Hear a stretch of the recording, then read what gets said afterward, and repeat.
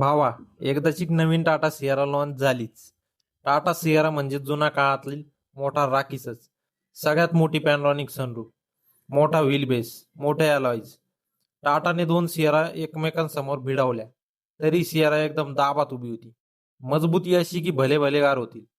आणि सोबत 3 engine options. 1.5 लिटरचं याने पेट्रोल इंजिन, 1.5 लिटरचं टर्बो डिझेल इंजिन, 1.5 लिटरचं टर्बो पेट्रोल इंजिन आणि जे डिझेल इंजिन आहे ते तर एकदम नादच आहे. ही गाडी ऑल व्हील ड्राईव्ह मध्ये देखील येईल बाबा.